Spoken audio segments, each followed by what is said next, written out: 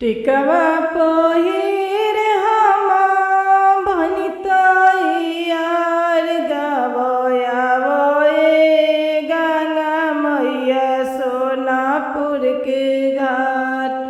टिकवा पहिर गंगा भनितैयार आवयावे गंगा मैया सोनापुर के घाट।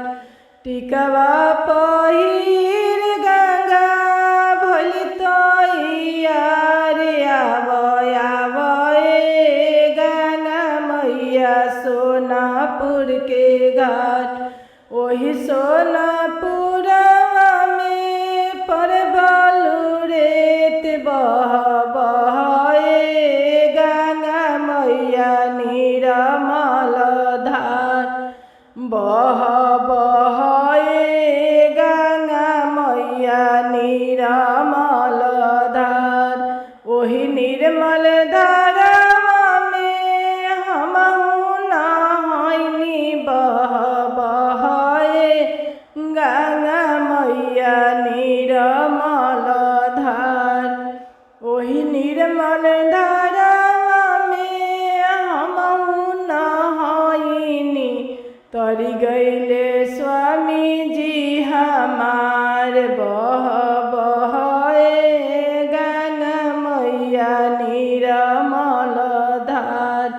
ओही निर्मल धारवा में हमहु नहैनी हो तरी गईले स्वामी जी हमार। बहे गंगा मैया निर्मल धार। झुमुका पहिर गंगा भलितैयार आवयावे गंगा मैया पटना के घाट। टिक झुमुका पहिर गंगा भलितैयार आवयावे गंगा मैया पटना के घाट। ओही जे घटिया में परबलु रेत बहे गंगा मैया निर्मल धार। ओही जे घटिया में परबलु रेत बहे गंगा मैया निर्मल धार। ओही निर्मल धारवा में पतोहिया नहैली तरी गईले बेटावा हमार। बहे गंगा मैया निर्मल धार। ओही निर्मल धारवा में पतोहिया नहैली तरी गईले बेटावा हमार। आवयावे गंगा मैया कलकत्ता के घाट। आवयावे गंगा मैया बनारस के घाट। आवयावे गंगा मैया बनारस के घाट। हरवा पहिर गंगा भलितैयार आवयावे गंगा मैया बनारस के घाट। आवयावे गंगा मैया कलकत्ता के घाट। ओही जे घटिया में परबलु रेत बहे गंगा मैया निर्मल जल।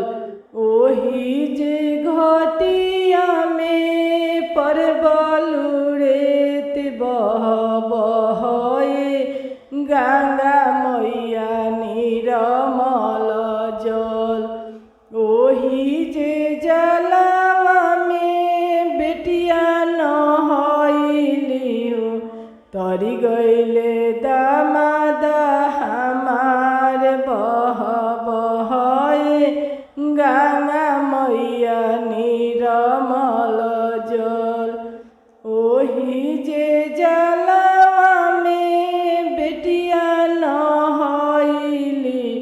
तरी गईले दामाद हमार बह बह ए गंगा मैया निर्मल जल बह बह ए गंगा मैया निर्मल जल।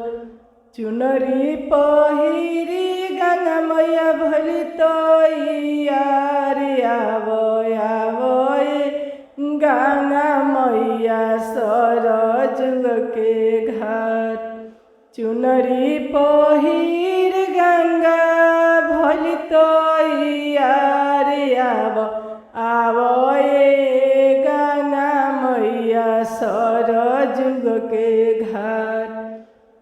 ओही सरजुग घाटवा में परबल रेत बह बह गंगा मैया निर्मल जल।